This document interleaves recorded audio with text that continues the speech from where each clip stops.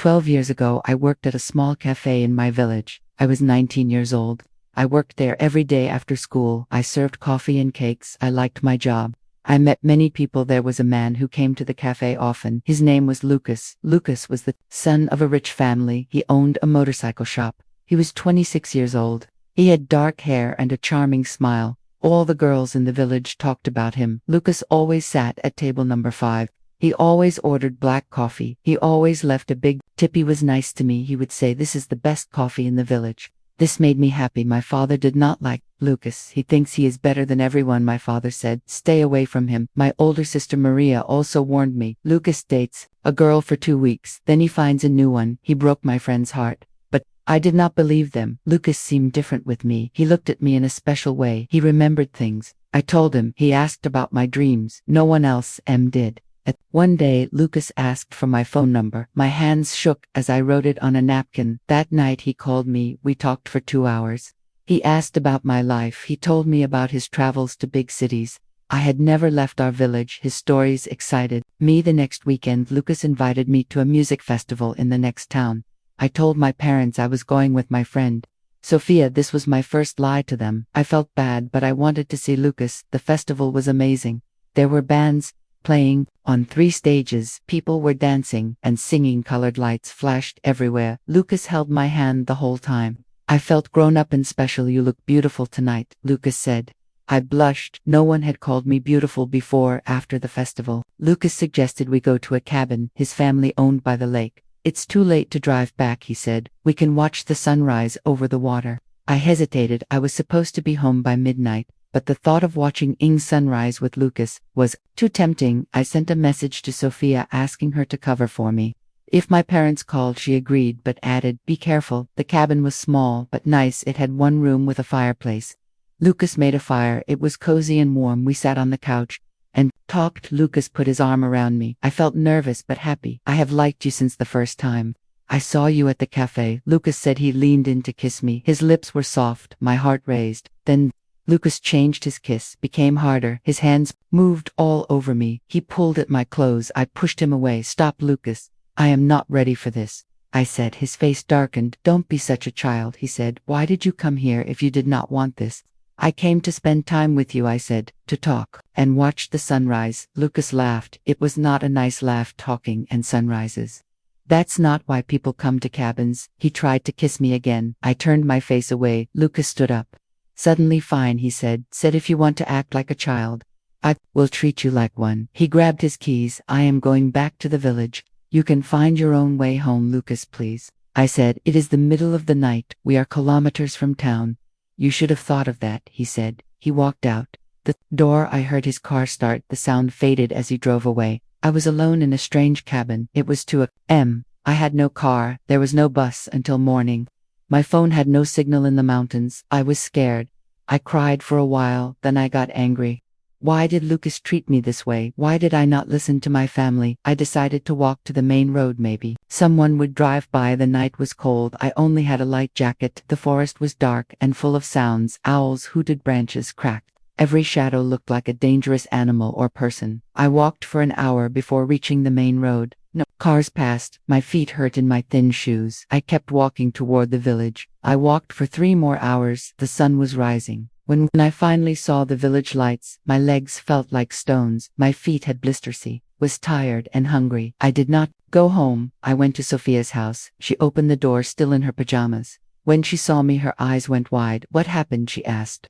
I told her everything. She hugged me and made me tea. She let me sleep in her bed while she called my parents. She told them I fell asleep at her house after watching movies. The next day at the cafe, Lucas came in like nothing had happened. He sat at table 5. He ordered black coffee. He smiled at me. I spilled his coffee on purpose. "Oops," I said clumsily. Lucas got angry. "Watch what you're doing, stupid girl," he said, loud enough for everyone to hear. My boss, Mrs. Patel, heard him. She was a small woman but very strong. "Do not speak to my staff that way," she told Lucas. "Please leave my cafe." Lucas looked shocked. No one had ever asked him to leave anywhere. "Your coffee is terrible anyway," he said. He walked out. "Are you okay?" Mrs. Patel asked me. "No," I said honestly. But I will be that day. I told my parents the truth. They were upset, but not at me. That man should be ashamed. My mother said, "You are brave to tell us." My father wanted to confront Lucas. I asked him not to. "It's over," I said. I learned my lesson. 2 weeks later, I applied to a university in the city.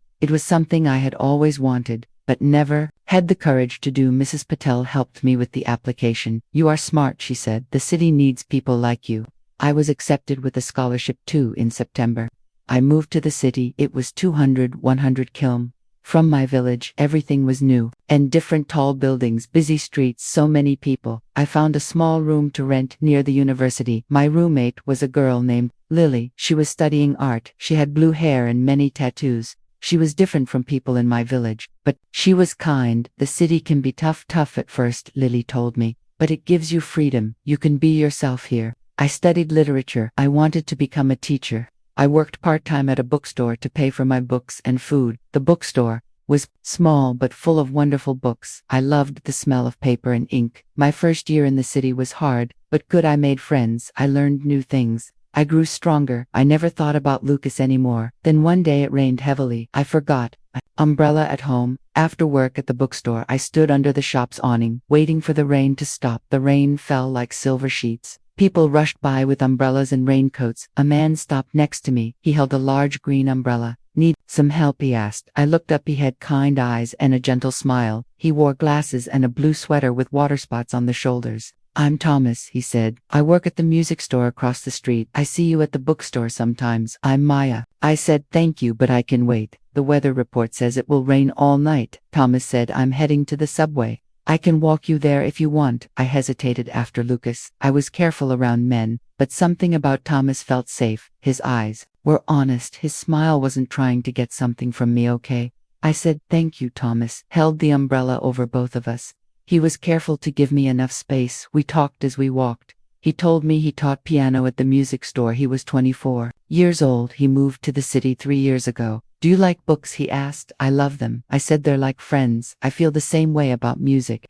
Thomas said, "Each piece tells a story." At the subway, we discovered we took the same line, just in opposite directions. Before we parted, Thomas asked, "Would you like to get coffee sometime?" I thought for a moment. I preferred tea, I said. Thomas smiled. "Tea works too. There's a nice tea shop near the bookstore." "I know the one," I said. "Wednesday after work." "Wednesday it is," Thomas said. On Wednesday we met at the tea shop. Thomas was already there. When I arrived, he had chosen a table by the window. There were 2 teapots waiting. "I didn't know what kind you like," he said, "so I ordered a pot of green and a pot of black." This small thoughtfulness touched me. We talked for hours. Thomas told me about growing up in a small town. He told me about his love for classical music. He told me about his dream to compose his own pieces one day. "What about you?" he asked. "What are your dreams?" No one had asked me this since I came to the city. I told Thomas about wanting to teach literature to children. I told him about my favorite books. I told him about writing my own story. "Sometimes will you show me your story someday?" Thomas asked. "They are not very good." I said I'd still like to read them. He said. After that day we met often. We went to museums and concerts. Thomas introduced me to classical music. I introduced him to my favorite authors. We explored the city together. Thomas never pushed for more than I was ready to give. He was patient and respectful when he held my hand for the first time. He asked if it was okay when he kissed me for the first time. He was gentle and sweet. One day, Thomas did not come to our planned meeting. He did not call or message. I waited for an hour, then went home feeling worried and sad. Had I been wrong about him? 3 days passed with no word from Thomas. I went to the music store. His colleagues said Thomas was not working that week. No one would tell me why. A week later there was a knock on my door. It was Thomas. He looked tired. There were dark circles under his eyes.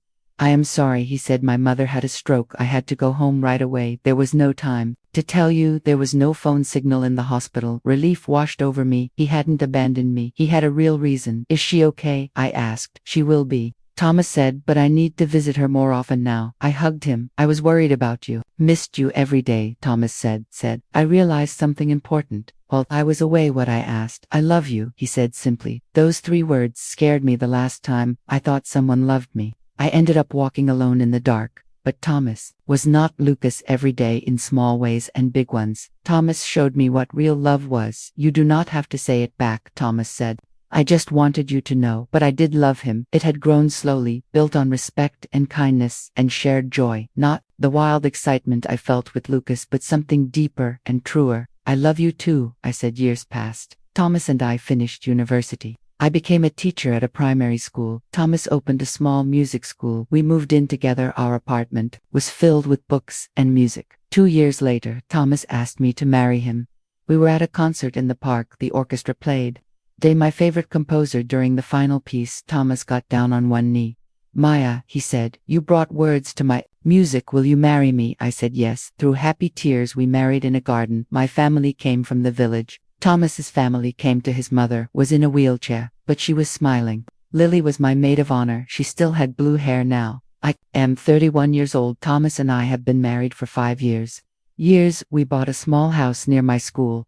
We have a piano in the living room, and bookshelves on every wall. Last month, I found out I am pregnant. When I told Thomas, he played a new piece on the piano. I composed it for our baby. He said he or she will grow up surrounded by stories and songs. Sometimes I think about Lucas. My sister told me he still lives in the village. His motorcycle shop failed. He drinks too much now. He had 2 marriages that both ended quickly. He is alone. I don't wish him harm. I hope he finds peace somehow. Without that night at the cabin, I might never have found the courage to leave the village. I might never have met Thomas. I might never have found my true self. When it rains, Thomas and I still share that green umbrella. We walk together under it, talking and laughing. The rain falls around us, but we stay dry and warm.